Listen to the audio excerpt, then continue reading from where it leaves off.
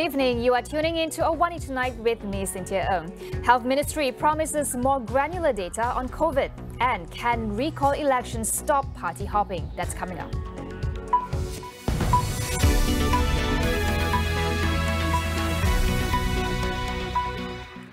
The Health Ministry will be releasing granular data on COVID-19 infections beginning next week. Health Minister Khairy Jamaluddin said data from the monitoring of adverse events following immunization, or AEFI, will be made public.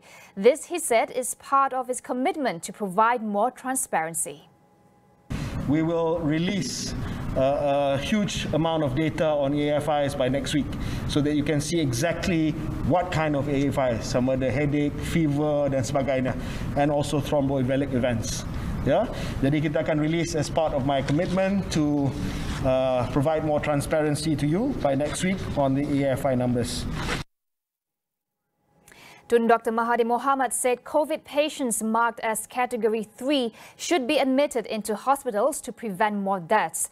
The Langkawi MP urged the Health Ministry to review its policies to hospitalize patients as soon as they display signs of lung infection.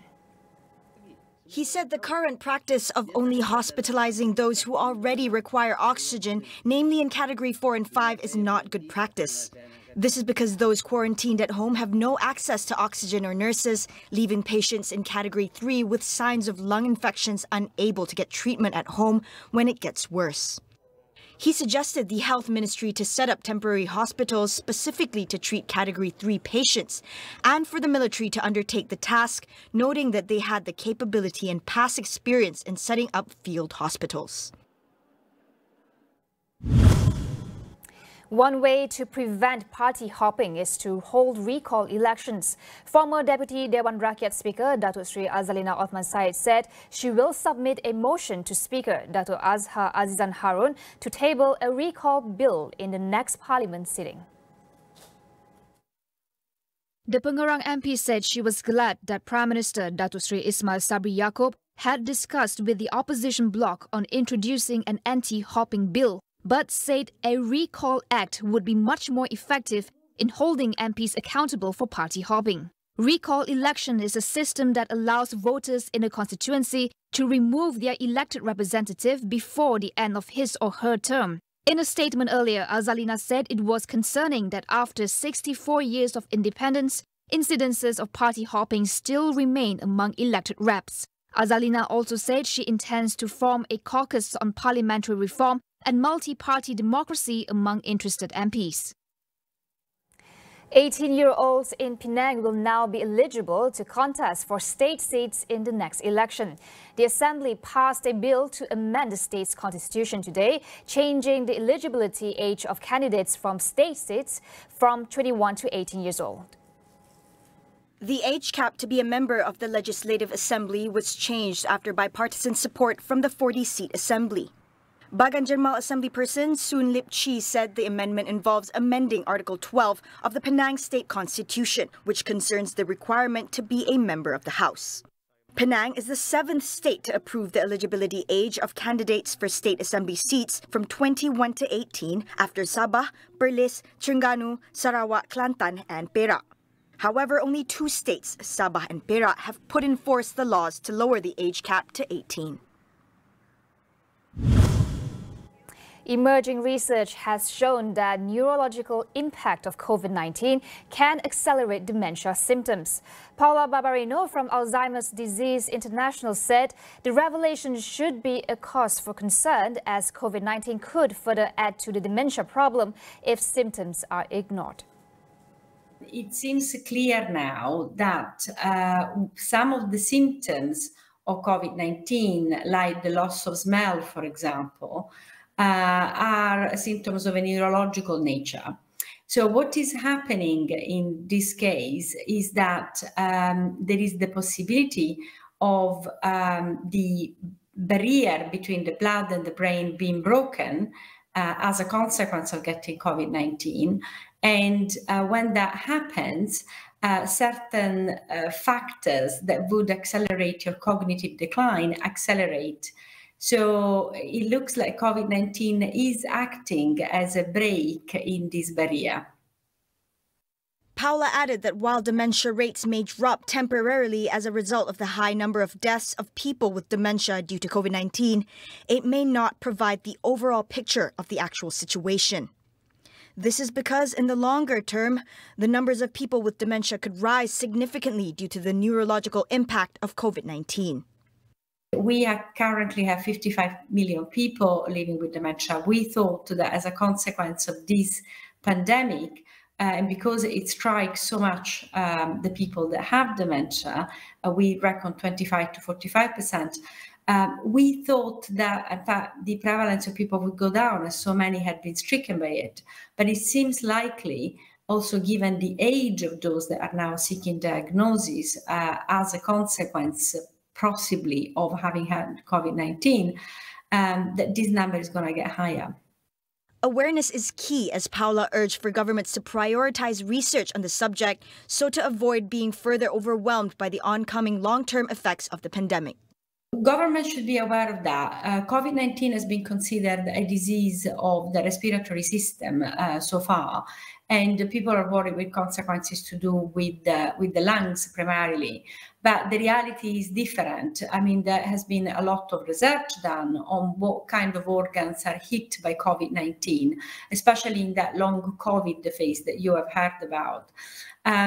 We know that even if you have had the COVID-19 mild, you can still develop these symptoms, which is, quite concerning. So government need to be aware that the brain, as well as pretty much any other organ, but the brain in particular, and a much higher percentage, seems to be hit by COVID-19. We will take a quick break. Stay with us.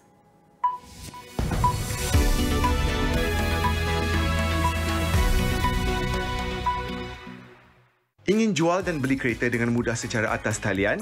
Tak perlu risau tentang dokumen atau ke bank. Custom akan menguruskan dan boleh menghantar di mana jua anda berada. Senang je, layari custom.my. Custom je lah. Custom.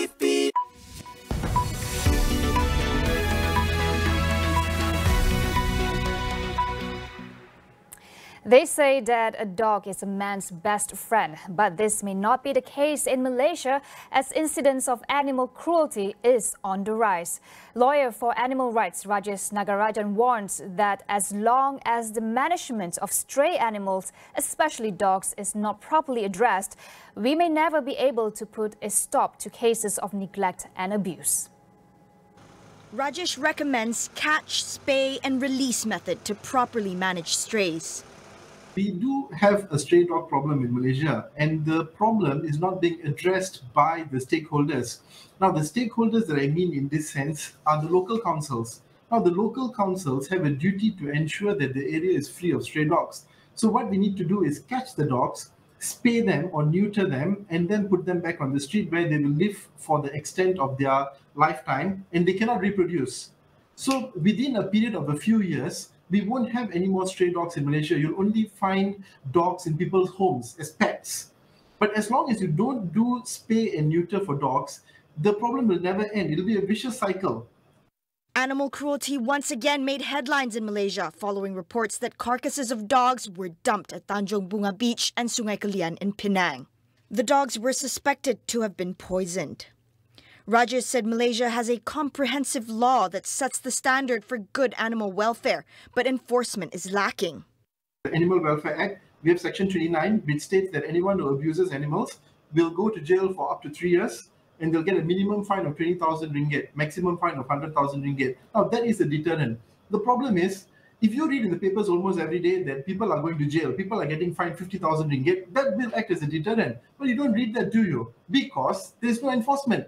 That is the answer to your question. What is the loophole, you asked me? The loophole is enforcement. He urged for the Animal Welfare Board to work hand in hand with NGOs in managing strays in a humane manner. Now, the Animal Welfare Board is a statutory body which is designed to cater for the welfare of animals.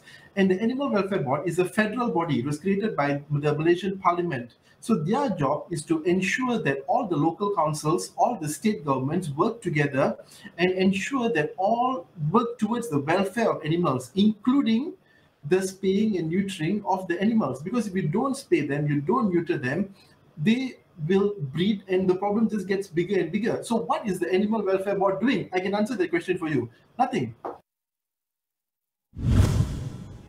Malaysia received bad news when the World Para Athletics rejected an appeal on the men's shot put F20 category result in Tokyo Paralympic Games yesterday. National athlete Muhammad Ziad Zulkifli, who broke the world record twice and would have won the gold in the event, was classified as did not start due to a protest lodged against him. Similar protests were lodged by athletes from Australia and Ecuador who were classified the same, but their appeals were also rejected. Ziad had been classified as did not start due to a protest lodged against him by the Ukrainian team, who claimed that he reported late to the call room before the event got underway. Ukraine's Maxim Koval was announced as the gold medalist with a throw of 17.34 meter. Ziad threw 17.94 meter prior to being disqualified. Malaysia's chef de mission, Datuk Seri Megati Shahriman Zaharuddin, stated that Malaysia would appeal to the International Paralympic Committee and the World Para Athletics over the decision. On to international news. Afghans seeking to flee the Taliban rushed to the country's borders looking for a way out a day after US withdrew completely from the country. Thousands waited on the Afghanistan side for the opening of the Torkham Gate, a major border crossing with Pakistan, while others flocked to the Islam Kala border post between Afghanistan and Iran. With Kabul's airport shut, private efforts are in place to help Afghans to find a safe way out of the country. The UK, meanwhile, said it is in discussion with the Taliban to secure safe passage out of Afghanistan for a number of British nationals and Afghans who remain there. The World Health Organization is monitoring a new coronavirus variant known as Mu, first identified in Colombia in January this year. The organization said the variant has mutations that may be resistant to vaccines and stressed that further studies were needed to better understand it. Scientifically known as B1621, the Mu variant has been classified as a variant of interest and is said to have a constellation of mutations that indicate potential properties of immune escape. After being detected in Colombia, Mu has since been reported in other South American countries and in Europe. The WHO said its global prevalence has declined to below 0.1% among sequenced cases. In Colombia, however, it is at 39%. The WHO currently identifies 4 COVID-19 variants of concern, including Alpha, which is present in 193 countries, and Delta, present in 170 countries. Australian authorities extended a lockdown in Melbourne for another 3 weeks as the country drops its strategy to bring cases to zero. Meanwhile, 2 women died in their homes in Victoria today, marking the state's first recorded COVID-19 deaths this year.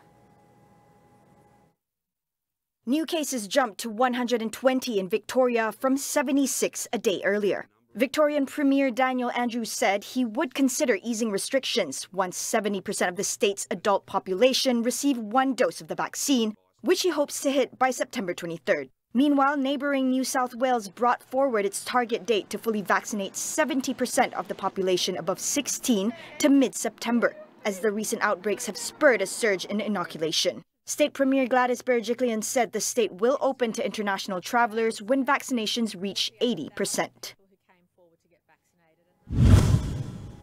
Revelations about Selangor government's decision to degazette 54% of Kuala Langat North Forest Reserve has ignited public outrage. Tonight on Consider This, we ask our guests if public pressure can reverse the decision. And that is all we have for you on AWANI Tonight. Get the latest news updates on COVID-19 and COVID-19 vaccines from astroawani.com and Astro AWANI app. I'm Cynthia Ng. Thank you for watching.